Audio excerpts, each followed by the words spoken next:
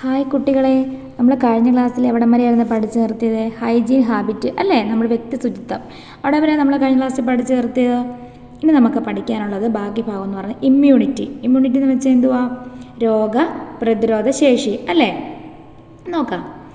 Our bodies naturally have the ability to control and fight pathogens once they enter the body. എന്ന് വെച്ചാൽ എന്തുവാ? രോഗാണുക്കൾ നമ്മുടെ ശരീരത്തിൽ പ്രവേശിച്ചാൽ അവയെ നിയന്ത്രിക്കാനും ചെറുത്തു നിൽക്കാനും ഉള്ള കഴിവ് സ്വാഭാവികമായി നമ്മുടെ ശരീരത്തിനുണ്ട് അല്ലേ. നമ്മുടെ ശരീരത്തിന് നമ്മുടെ ഉള്ളിലേക്ക് ഏതെങ്കിലും രോഗാണു കയറുവാണെങ്കിൽ അതിനെ നമുക്ക് തടഞ്ഞു നിർത്താനുള്ള, നമുക്ക് സ്വന്തമായിട്ട് ആ രോഗത്തെ ചെറുക്കാനുള്ള ഒരു ശക്തി നമുക്കുണ്ട്, ഒരു പ്രതിരോധ ശക്തി നമുക്കുണ്ട്. This is called natural immunity.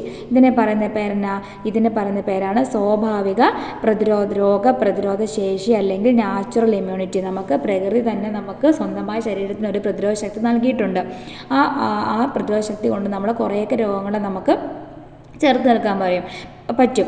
ആ പ്രതിരോധ ശേഷിയെ പറയുന്ന പേരാണ് natural immunity. This ability varies from person to person. ഈ കഴിവ് എല്ലാ വ്യക്തികൾക്കും ഒരുപോലെയാണോ? അല്ല അല്ലേ. ചിലർക്ക് കൂടുതൽ പ്രതിരോധ ശക്തിയുള്ളവരുണ്ടാവും, ചിലർക്ക് കുറവ് പ്രതിരോധ ശക്തിയുള്ളവരായിരിക്കും ഉള്ളത്. അപ്പോൾ ഈ കഴിവ് എല്ലാ വ്യക്തികൾക്കും ഒരുപോലെയല്ല അല്ലേ. The body is unable to develop natural immunity against some communicable diseases such as polio and hepatitis B. Polio, hepatitis B തുടങ്ങിയ ചില പകർച്ചവ്യാധികൾക്കെതിരെ സ്വാഭാവികമായ പ്രതിരോധശേഷി ഉണ്ടാക്കാൻ ശരീരത്തിന് സാധിക്കാറില്ല അല്ലേ. ചില രോഗങ്ങൾക്ക് ചിലപ്പോൾ നമുക്ക് പനി, ജലദോഷം അതൊക്കെ നമ്മൾ മരുന്ന് കഴിച്ചില്ലെങ്കിലും നമ്മുടെ ശരീരം അതിനെയൊക്കെ പ്രതിരോധിക്കും. പക്ഷേ പോളിയോ, ഹെപ്പറ്റൈറ്റിസ് ബി തുടങ്ങിയ പകർച്ചവ്യാധികളൊക്കെ കമ്മ്യൂണിക്കബിൾ ഡിസീസ് നമ്മൾ പഠിച്ചല്ലേ. ആ കമ്മ്യൂണിക്കബിൾ ഡിസീസിനെതിരെയൊന്നും നമ്മുടെ ശരീരത്തിന് ഒരിക്കലും ഒരു നാച്ചുറൽ ഇമ്മ്യൂണിറ്റി ഉണ്ടാക്കിയെടുക്കാൻ കഴിയത്തില്ല. We need to take vaccinations to avoid such diseases. എന്താ ചെയ്യേണ്ടത്? അപ്പം ഇത്തരം രോഗങ്ങൾ വരാതിരിക്കാൻ നാം പ്രതിരോധ കുത്തിവെപ്പുകൾ എടുക്കേണ്ടതുണ്ട്. വാക്സിനേഷൻ എന്ന് വെച്ചാൽ അതിൻ്റെ മലയാള അർത്ഥമാണ് പ്രതിരോധ കുത്തിവെപ്പുകൾ നമ്മൾ എടുക്കേണ്ടതുണ്ട് അല്ലേ. Through this it will be possible to gain immunity. ഇതുവഴി രോഗപ്രതിരോധ ശേഷി ആർജിക്കാൻ നമുക്ക് കഴിയും അല്ലേ. ഈ വാക്സിനേഷൻ വഴി നമുക്ക് രോഗപ്രതിരോധ ശക്തി ആർജിക്കാൻ നമുക്ക് കഴിയും. This is called acquired immunity. ഇങ്ങനെ നമ്മൾ വാക്സിനേഷൻ വഴി രോഗപ്രതിരോധ ശേഷി ആർജിക്കുന്നതിനെ പറഞ്ഞ പേരാണ് ആർജിത രോഗപ്രതിരോധ ശേഷി അല്ലെങ്കിൽ അക്വേർഡ്. നമ്മൾ നേടിയെടുക്കുക അല്ലേ, പ്രതിരോധ ശക്തി നേടിയെടുക്കുക. ഒരു മരുന്നിൽ നിന്നും ഒരു വാക്സിനേഷനിൽ നിന്നും നമ്മൾ രോഗത്തെ ചെറുക്കാനുള്ള കഴിവ് നേടിയെടുക്കുക. അതിനെ പറയുന്ന പേരാണ് acquired immunity. It is through vaccines that we have survived many epidemics such as smallpox, plague and polio, which have threatened the very existence of the human race. മനുഷ്യൻ്റെ നിലനിൽപ്പിന് തന്നെ ഭീഷണിയായ വസൂരി അല്ലേ, സ്മോൾ പോക്സ്, പ്ലേഗ്, പോളിയോ ഇതുപോലുള്ള പല മഹാമാരികളെയും നമ്മൾ അതിജീവിച്ചത് ഏതുവഴിയാണ്? ഈ vaccinations വഴിയാണ് നമ്മൾ ആ രോഗങ്ങളെല്ലാം നമ്മൾ പ്രതിരോധിച്ചത്. അടുത്തത്, which diseases should be vaccinated against. ഏതെല്ലാം രോഗങ്ങളെ പ്രതിരോധിക്കാനാണ് വാക്സിനുകൾ എടുക്കേണ്ടത്? Which are the mandatory vaccines to be taken by the age of 16. 16 വയസ്സിനുള്ളിൽ നിർബന്ധമായും എടുക്കേണ്ട വാക്സിനുകൾ ഏതൊക്കെയാണ്? ഡിസ്കസ് ഇൻ ക്ലാസ്സിൽ ചർച്ച ചെയ്യാനാണ് പറഞ്ഞിരിക്കുന്നത്. Collect more information from interviews with health workers. അതായത് ആരോഗ്യ പ്രവർത്തകരുമായുള്ള അഭിമുഖത്തിൽ നിന്ന് നമ്മൾ കൂടുതൽ വിവരങ്ങൾ ശേഖരിക്കാനാണ് പറയുന്നത്. Do you need to prepare a questionnaire to interview the health care professionals which questions can be included. അതായത് നമ്മൾ ആരോഗ്യ പ്രവർത്തകരുമായിട്ടുള്ള അഭിമുഖത്തിന് മുൻകൂട്ടി ചോദ്യങ്ങൾ തയ്യാറാക്കണമെന്നും അതിന് ഏതെല്ലാം ചോദ്യങ്ങൾ ഉൾപ്പെടുത്തണമെന്നാണ് പറഞ്ഞിരിക്കുന്നത്. നമുക്ക് വാക്സിനേഷൻ ചാർട്ട് നോക്കിയാലോ. നമുക്ക് രോഗപ്രതിരോധ ശക്തി ആർജിക്കാൻ പറ്റിയ വാക്സിനേഷൻ ചാർട്ടാണ് നമുക്ക് തന്നിരിക്കുന്നത്. അതിലേതൊക്കെ രോഗങ്ങൾക്കെതിരെയുള്ള കുത്തിവയ്പ്പുകളുണ്ടെന്ന് നോക്കാം നമുക്ക്. ഒന്നാമത്തെ BCG എന്ന് വെച്ചാൽ എന്തുവാ? Bacillus Calmette Guerin. അതെന്ത് രോഗത്തിനെതിരെയാണ്? ട്യൂബർകുലോസിസ് എന്ന് വെച്ചാൽ ക്ഷയരോഗമില്ലേ, അതായത് ചുമച്ച് 3 ആഴ്ചയിൽ കൂടുതൽ നമ്മൾ ചുമ നിൽക്കുകയാണെങ്കിൽ നമ്മുടെ സ്പൂട്ടം, നമ്മുടെ കഫം പരിശോധിച്ച് അതിനകത്ത് ഈ ട്യൂബർകുലോസിസ് ക്ഷയരോഗത്തിന് കാരണമായ ബാക്ടീരിയ ഉണ്ടോ നോക്കും. അത് ഉണ്ടെങ്കിൽ നമുക്ക് ക്ഷയം ഉണ്ടെന്നാണ്. അപ്പോൾ ആ രോഗം നിർണ്ണയിക്കപ്പെടുകയും അതിനെതിരെ നമ്മൾ മരുന്ന് കഴിക്കുകയും ചെയ്യും. അപ്പം ഈ രോഗം നമുക്ക് വരാതിരിക്കാൻ വേണ്ടി അന്ന് കഴിഞ്ഞ് നമുക്ക് മരുന്നുണ്ട്, ഇപ്പം മരുന്ന് കണ്ടുപിടിച്ചിട്ടുണ്ട്. എന്നാൽ പക്ഷേ ഈ രോഗം ട്യൂബർകുലോസിസ് TB ഈ വരാതിരിക്കാൻ വേണ്ടി നമ്മൾ ജനിക്കുമ്പോഴേ, അത് at the time of birth ജനിക്കുമ്പോഴേ എടുക്കുന്ന ഒരു വാക്സിനേഷനാണ് ബാസിലസ് കാൽമെറ്റ് ഗുറൈ. അടുത്ത എന്തുവാ? OPV, oral polio vaccine. Oral polio vaccine എന്ന് പറഞ്ഞാൽ എന്തുവാ? പോളിയോ എന്തുവാ? സ്പൈനൽ കോഡിലുള്ള നെർവ് സെൽസിനും മസിൽസിനും ഒക്കെ എന്തുണ്ടാകും? ഡിസ്ട്രോയ്, അവരെയൊക്കെ നശിപ്പിക്കുന്ന ഒരു വൈറസ് ഉണ്ട്, പോളിയോ വൈറസ്. ഈ പോളിയോ വൈറസിനെതിരെയുള്ള വാക്സിനാണ് OPV വാക്സിൻ എന്ന് പറയുന്നത്. ഇത് എടുക്കണം നമ്മൾ. ഇത് ഓറൽ പോളിയോ വാക്സിൻ നമ്മൾ വാക്സിനേഷനായിട്ട് എടുക്കണം. പിന്നെ അടുത്ത ഹെപ്പറ്റൈറ്റിസ് ബി. ഹെപ്പറ്റൈറ്റിസ് ബി എന്ന് വെച്ചാൽ നമ്മുടെ ലിവറിനെ അറ്റാക്ക് ചെയ്യുന്ന ഒരു ഇൻഫെഷ്യസ് ഡിസീസാണ് എന്ത്? ഹെപ്പറ്റൈറ്റിസ് ബി എന്ന് പറയുന്നത്. ഹെപ്പറ്റൈറ്റിസ് ബി വൈറസിനെതിരെയുള്ള വാക്സിനാണ് ഹെപ്പറ്റൈറ്റിസ് ബി വാക്സിൻ. ഓക്കെ. അടുത്ത് FIPV എന്ന് വെച്ചാൽ പോളിയോ വാക്സിൻ ഫ്രാക്ഷണൽ ഡോസ്. അതും അത് തന്നെ ഓറൽ പോളിയോ വാക്സിനെ പോലെ തന്നെ നമുക്ക് കൂടുതൽ ഈ പോളിയോ വൈറസിനെതിരെ പ്രതിരോധിക്കാനുള്ള കൂടുതൽ നമുക്ക് ശക്തി തരുന്ന അല്ലെങ്കിൽ പ്രതിരോധ ശേഷി തരുന്ന വൈറസാണ് എന്ത്? FIPV അല്ലെങ്കിൽ പോളിയോ വാക്സിൻ ഫ്രാക്ഷണൽ ഡോസ് എന്ന് പറയുന്നത്.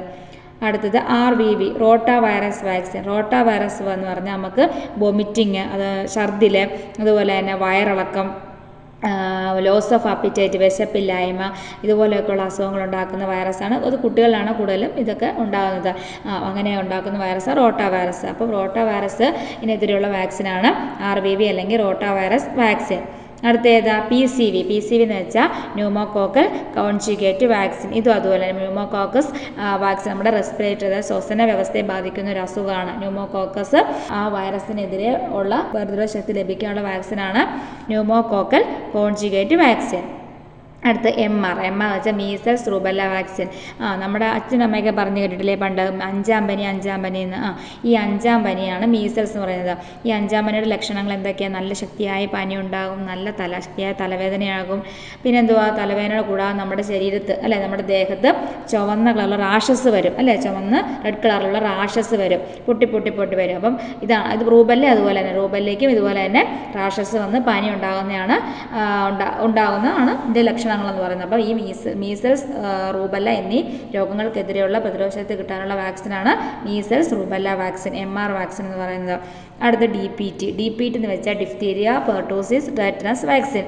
ഡിഫ്തീരിയ എന്ന് വെച്ചാൽ നമുക്ക് ഭക്ഷണം കഴിക്കാനുള്ള ബുദ്ധിമുട്ട്, തൊണ്ടയിൽ ഭയങ്കരമായിട്ട് വേദന, ഭക്ഷണം ഇറങ്ങാൻ പറ്റും, ഡിഫിക്കൽറ്റി ഇൻ സ്വാളോയിങ് ഫുഡ്, ഇതൊക്കെയാണ് ഡിഫ്തീരിയ എന്ന് പറയുന്നത്. പിന്നെ പെർട്ടൂസിസ് എന്ന് വെച്ചാൽ ഭയങ്കര ചുമ, വൂപ്പിംഗ് കഫ്, വില്ലൻ ചുമ എന്ന് മലയാളത്തിൽ പറയും. ഭയങ്കര ആ ചുമ വന്ന് നമ്മൾ വില്ല് പോലെ വളയുമെന്നാണ് പറയുന്നത്. അതുപോലെ ശക്തിയായ ചുമയാണ് പെർട്ടൂസിസ്. പിന്നെ ടെറ്റനസ് അറിയാമല്ലോ. ടെറ്റനസ് എന്ന് വെച്ചാൽ എന്തുവാ? Painful muscle contractions and stiffness ഉണ്ടാവും. അതായത് നമുക്ക് എന്തുവായിരുന്നു? Particularly in the jaw and neck. Jaw എന്ന് വെച്ചാൽ നമ്മുടെ താടിയിലും കഴുത്തും തമ്മിൽ ഭയങ്കര സ്റ്റിഫ്നെസ്, നമ്മൾ കട്ടിയായിട്ടിരിക്കും, നല്ല സ്റ്റിഫായിട്ടിരിക്കും. നമുക്ക് മസിൽ കൺട്രാക്ഷനൊക്കെ ഭയങ്കര പെയിൻഫുൾ ആയിരിക്കും. പിന്നെ difficulty in opening the mouth അല്ലേ? മൗത്തൊക്കെ ഓപ്പൺ ചെയ്യാൻ ഭയങ്കര പാടായിരിക്കും. നമുക്ക് swallow ചെയ്യാൻ, വിഴുങ്ങാൻ ഭയങ്കര പാടായിരിക്കും. ഫീവർ ഉണ്ടാവും, എക്സസീവ് സ്വെറ്റിങ് അല്ലെ, നിറച്ച് വിയർക്കും. അതുപോലെ തന്നെ ഹാർട്ട് റേറ്റ് ഒക്കെ കൂടും, പെയിൻഫുൾ ആയിട്ടുള്ള ബോഡി സ്പാസംസ് ഒക്കെ ആയിരിക്കും. ഇതൊക്കെയാണ് ഈ ടെറ്റനസിൻ്റെ ലക്ഷണങ്ങൾ, ടെറ്റനസ് രോഗത്തിൻ്റെ ലക്ഷണങ്ങൾ. ഈ ടെറ്റനസ് ഒക്കെ ഉണ്ടാകാതിരിക്കാൻ വേണ്ടി നമ്മൾ എന്തെടുക്കുന്നത്? DPT 3 രോഗങ്ങൾക്കെതിരെയുള്ള വാക്സിനാണ് DPT, diphtheria pertussis tetanus vaccine. അടുത്ത TD എന്ന് പറഞ്ഞാൽ ടെറ്റനസ് ഡിഫ്തീരിയ വാക്സിൻ. അതുപോലെ തന്നെ ടെറ്റനസിനും ഡിഫ്തീരിയയ്ക്കും എതിരെയുള്ള വാക്സിനാണ് TD വാക്സിൻ എന്ന് പറയുന്നത്. നോക്കിക്കേ, നമുക്ക് ഏതൊക്കെ പ്രായങ്ങളിൽ, ഏതൊക്കെ പ്രായത്തിൽ ഏതൊക്കെ വാക്സിൻ എടുക്കണമെന്ന് നമുക്ക് പറഞ്ഞിട്ടുണ്ട് കേട്ടോ ചിത്രത്തിൽ. ഏതൊക്കെയാണ്? At the time of birth നമ്മൾ ജനിച്ച സമയം തന്നെ നമുക്ക് എടുക്കുന്ന വാക്സിനുകളാണ് OPV എന്ന് പറയുന്നത്. നമുക്ക് തുള്ളി മരുന്നായിട്ട് വായിൽ ഒഴിച്ചു തരുന്നതാണ് OPV, ഓറൽ പോളിയോ വാക്സിൻ. പിന്നെ BCG നമ്മൾ പറഞ്ഞില്ലേ, ക്ഷയരോഗത്തിനെതിരായിട്ട് ട്യൂബർകുലോസിസിനെതിരായിട്ട് എടുക്കുന്ന വാക്സിനാണ് BCG. പിന്നെ ഹെപ്പറ്റൈറ്റിസ് ബി. ഈ 3 വാക്സിനാണ് നമ്മൾ അറ്റ് ദ ടൈം ഓഫ് ബർത്തിൽ ജനിക്കുന്ന സമയത്ത് എടുക്കുന്നത്. പിന്നെ നമുക്ക് 6 ആഴ്ചയാകുമ്പോൾ, കുഞ്ഞ് ജനിച്ച് 6 ആഴ്ചയാകുമ്പോൾ എടുക്കുന്ന വാക്സിനുകളാണ് OPV fast, RVV rota virus vaccine fast, പെൻഡാവാലൻ vaccine fast, FIPV fast, PCV fast. പിന്നെ നമ്മൾ 10 വീക്സ്, കുഞ്ഞ് ജനിച്ച് 10 വീക്സ് 10 ആഴ്ചയാകുമ്പോൾ എടുക്കുന്ന വാക്സിനുകളാണ് OPV 2, RVV 2, പെൻഡാവാലൻ 2. ഈ 1, 2 എന്നൊക്കെ പറയുന്നത് ഓരോ ഡോസുകളാണ്. First dose, second dose, third dose എന്നൊക്കെ പറഞ്ഞാൽ ഓരോ ഡോസുകളാണ്. പിന്നെ അടുത്തത് 14 വീക്സ് എന്ന് പറയുമ്പോൾ 14 ആഴ്ച അല്ലേ? അതപ്പോൾ ഏതൊക്കെ എടുക്കുന്നത്? OPV3, RVV3, Pentavalent 3, FIPV2, PCV2 ഈ വാക്സിനുകളാണ് 14 വീക്സിൽ എടുക്കുന്നത്. പിന്നെ 9 മന്ത്സിൽ എടുക്കുന്ന ഏതൊക്കെ? കുഞ്ഞ് ജനിച്ച് 9 മാസം ആകുമ്പോൾ എടുക്കുന്ന വാക്സിനാണ് MR vaccine first, PCV booster. Booster എന്ന് വെച്ചാൽ ഫസ്റ്റും സെക്കൻഡും തേർഡും കഴിഞ്ഞ് പിന്നെ ഒരു വർഷം കഴിഞ്ഞ് എടുക്കുന്ന വാക്സിനുകളെയാണ് ബൂസ്റ്റർ ഡോസ് എന്ന് പറയുന്നത്. അപ്പോൾ PCV ബൂസ്റ്റർ എടുക്കണം. വിറ്റാമിൻ A, FIPV3 ഇതെല്ലാമാണ് 9 മന്ത്സിൽ എടുക്കുന്നത്. പിന്നെ നമ്മൾ 16 to 24 മന്ത്സ് അല്ലേ, 16 to 24 മന്ത്സിൽ എടുക്കുന്ന വാക്സിനുകളാണ് MR2, OPV booster, DPT booster, vitamin A2 അതായത് വിറ്റാമിൻ്റെ എയുടെ സെക്കൻഡ് ഡോസ്. അത് കഴിഞ്ഞ് 5 to 6 ഇയേഴ്സിൽ എടുക്കുന്നതാണ് DPT vaccine DPT booster second അല്ലേ. ഇത് 5 to 6 ഇയേഴ്സിൽ എടുക്കുന്ന വാക്സിനാണ്. പിന്നെ TD1 10 ഇയേഴ്സിൽ TD1 ടെറ്റനസ് ഡിഫ്തീരിയ. പിന്നെ എടുക്കുന്നത് 16 വയസ്സിലെടുക്കുന്നത് TD2 ടെറ്റനസ് ഡിഫ്തീരിയ സെക്കൻഡാണ് 16 വയസ്സിൽ എടുക്കുന്നത്. അപ്പോൾ ഇത്രയും വാക്സിനുകളാണ് നമ്മൾ ഒരു കുഞ്ഞ് ജനിച്ചു കഴിഞ്ഞാൽ 16 വയസ്സ് വരെ നമ്മൾ വാക്സിൻ എടുക്കണം അല്ലേ. ഓരോ പ്രായത്തിലും ഓരോ വാക്സിൻ വെച്ച് നമ്മൾക്ക് എടുക്കണം. അടുത്ത് നോക്കിക്കേ, complete the chart by adding your findings. അതായത് നമ്മൾ ഈ ചാർട്ട് നോക്കിയിട്ട് നമ്മൾ കൃത്യമായിട്ട് എഴുതാനാണ് കണ്ടെത്തലുകൾ ഉൾപ്പെടുത്തി ചാർട്ട് പൂർത്തിയാക്കാനാണ് പറഞ്ഞിരിക്കുന്നത്. പ്രിവെൻറ്റീവ് വാക്സിൻസ് എന്ന് വെച്ചാൽ എന്തുവാ? പ്രതിരോധ വാക്സിനുകൾ. വാക്സിൻ്റെ പേര് അല്ലേ, പോളിയോ വാക്സിൻ. ഒന്നാമത്തെ നമുക്ക് തന്നിട്ടുണ്ട് പോളിയോ വാക്സിൻ എടുക്കുന്ന ഏജ് നമ്മൾ ഇതിനകത്തുനിന്ന് കണ്ടുപിടിക്കണം. ഏതൊക്കെ ഏജിലാണ് പോളിയോ വാക്സിൻ എടുക്കുന്നത്? നോക്കിയേ, at the time of birth ഉണ്ട്, പിന്നെ 6 വീക്സ് ഉണ്ട്, 6 വീക്സിൽ ഓറൽ പോളിയോ വാക്സിൻ കൊടുക്കുന്നുണ്ട്, 10 വീക്സിൽ കൊടുക്കുന്നുണ്ട്, 14 വീക്സിൽ കൊടുക്കുന്നുണ്ട് അല്ലേ. പിന്നെ എപ്പോഴാണ് കൊടുക്കുന്നത്? പിന്നെ കൊടുക്കുന്നത് നമ്മൾ എത്ര വയസ്സിലാണ്? 16 to 24 മന്ത്സിൽ കൊടുക്കുന്നുണ്ട്. അപ്പം ഈ ഏജുകളിലാണ് ഓറൽ പോളിയോ വാക്സിൻ കൊടുക്കുന്നത്. അത് ഏത് ഡിസീസിനെതിരെയാണ്? അത് പഠിച്ചു വെക്കണം കേട്ടോ. പോളിയോ വാക്സിൻ കൊടുക്കുന്നത് പോളിയോ ഡിസീസിനെതിരെയാണ് പോളിയോ വാക്സിൻ കൊടുക്കുന്നത്.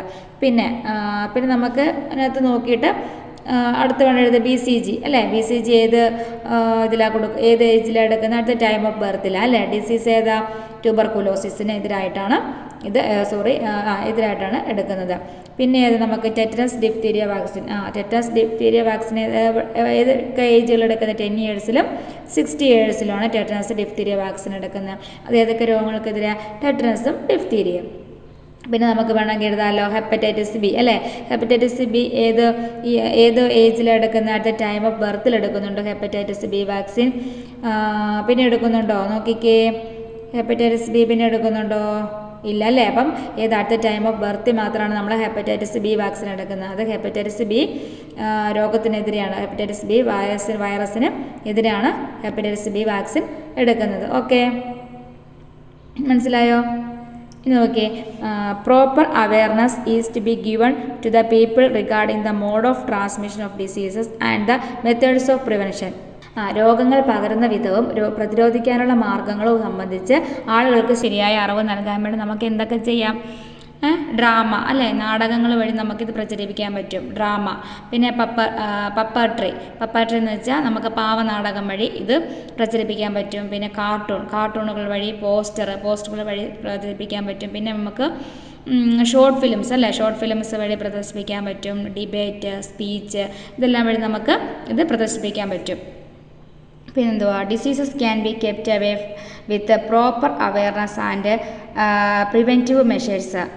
ശരിയായ അറിവും പ്രതിരോധ മാർഗങ്ങളും കൊണ്ട് രോഗങ്ങളെ അകറ്റി നിർത്താം നമുക്ക് ശരിയായ രോഗങ്ങളെക്കുറിച്ചുള്ള ശരിയായ അറിവ് കിട്ടിയാൽ നമുക്ക് ഈ രോഗപ്രതിരോധ മാർഗങ്ങളൊക്കെ ഉപയോഗിച്ച് ഇതിനെ അകറ്റി നിർത്താം അല്ലേ, രോഗങ്ങളെ അകറ്റി നിർത്താം. Okay, healthy people are the wealth of A nation. ആരോഗ്യമുള്ള ജനതയാണ് നാടിൻ്റെ സമ്പത്ത്. അപ്പോൾ നമ്മുടെ രണ്ടാമത്തെ പാഠം ബേസിക് സയൻസിൻ്റെ ഇതോടെ അവസാനിക്കുകയാണ്. ഇനി അടുത്ത ക്ലാസ്സിൽ ടീച്ചർ ഇതിൻ്റെ ക്വസ്റ്റ്യൻ ആൻസർ ആയിട്ട് വരാം കേട്ടോ. Okay, thank you.